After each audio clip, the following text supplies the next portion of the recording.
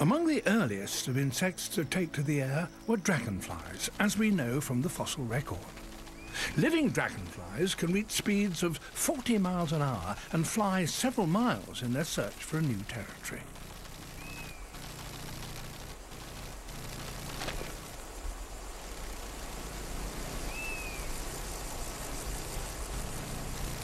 They're all aerial hunters, relying on their supreme aeronautical skills to snatch their prey from the sky.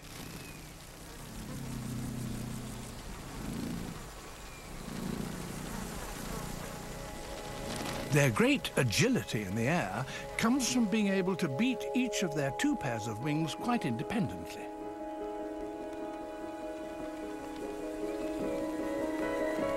You can see clearly that they do this when the camera slows down the action 400 times. This one is coming into its perch. Perfect control is essential to make all the tiny adjustments needed for an accurate pinpoint touchdown.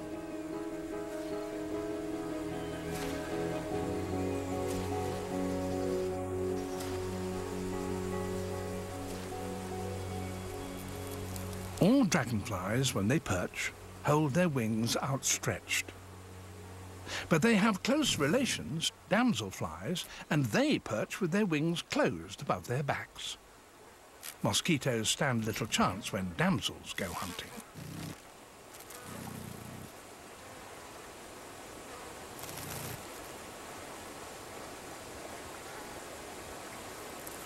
But flight for damsels, as for dragonflies and mayflies, is primarily the means to find a mate and to breed.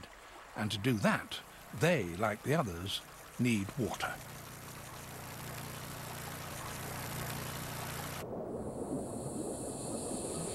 In the rainforests of Central America, like this one here in Costa Rica, there's a damselfly that has managed to break the link with open expanses of water like rivers and ponds.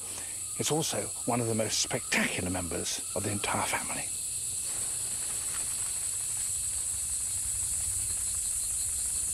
The helicopter damselfly, the largest in the world, with a wingspan of up to 20 centimeters.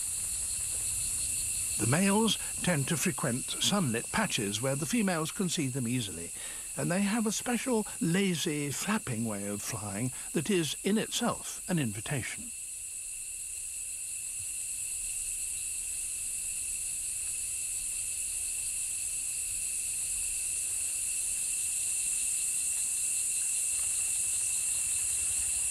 But although helicopter damsels can live away from rivers and streams, the females nonetheless require a little water in which to lay their eggs. And there is just enough in this little hollow here. And with luck, she'll come down.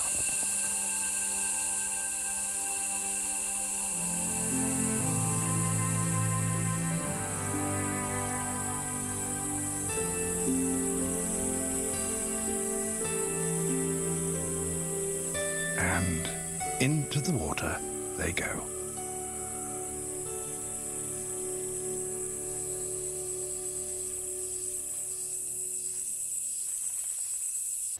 But these eggs have watertight casings, so they can be laid in air.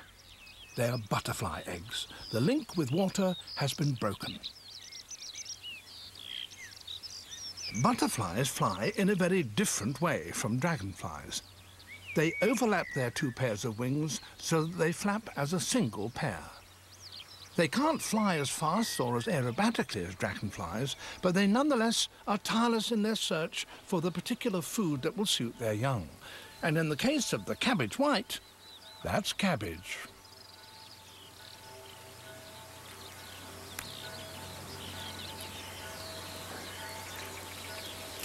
Now, on the surface of this cabbage leaf, there's a patch of tiny little pillbox-shaped eggs. And when they hatch, the baby caterpillars will emerge and make an instant meal of the greenery. And they are already stirring.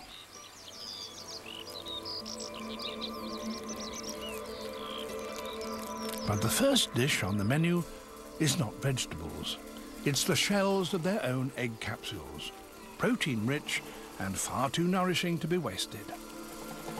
That first course, however, doesn't last long. Now for the main dish, cabbage leaves.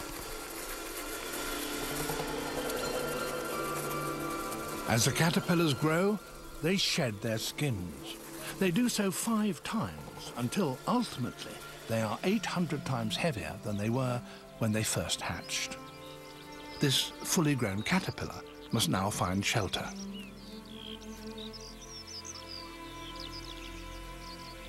A strand of silk trails behind it, silk with which it ties itself to a twig. And here, over a couple of days, it changes into a chrysalis.